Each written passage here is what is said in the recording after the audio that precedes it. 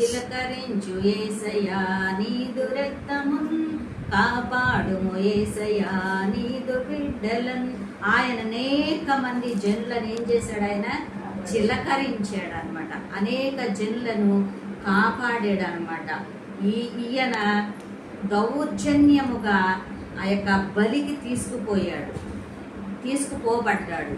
ఎవ్వరు కూడా ఆయన్ని లెక్క చేయలేదు, ఎవ్వరు కూడా ఎన్నిక చేయలేదు. కానీ ఆయన ఏం చేశాడు? అందరినీ కూడా ఆయన శిలువ రక్తము చేత అందరినీ కూడా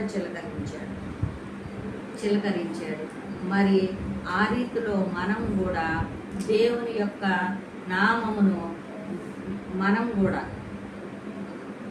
ఆనాడు ఎంతగా చెప్పినా కానీ విననటువంటి మనుషులు యెషయా గారు అంటున్నారు, మేము తెలియజేసిన సమాచారము ఎవడు నమ్మెను? ఆనాడే కాదు, ఈనాడు కూడా దేవుని యొక్క సమాచారము తెలియపరుస్తూనే ఉన్నారు. కానీ ఎవడు నమ్ముతున్నాడు? సంఘంలో ఎంతమంది ఉన్నారు? క్రైస్తవులుగా ఎంతమంది ఉన్నారు? విశ్వాసులుగా ఎంతమంది ఉన్నారు? కానీ దేవుని వాక్యానికి ఎంతమంది ఉన్నారు కదా? ఇలాగూ దేవుడు ప్రవక్తలు తెలియజేసినటువంటి సమాచారం ఎవడు నమ్ముతున్నాడు? నమ్మట్లేదు. సేవకులు యేసుక్రీస్తుని గురించి తెలియపరిచిన సమాచారం ఎవడు నమ్ముతున్నాడు? నమ్మట్లేదు. నమ్మిన వారికి రక్షణ, నమ్మిన వారికి రక్షణ, నమ్మని వారికి శిక్ష. అది తీర్పు.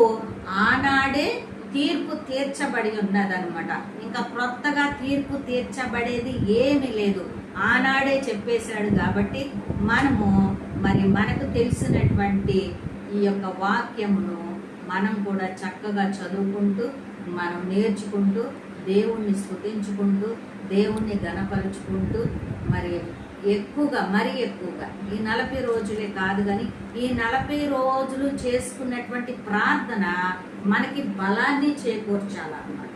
ఈ 40 రోజులు చేసినటువంటి విశ్వాసము మనల్ని ముందుకు తీసుకెళ్లాలన్నమాట.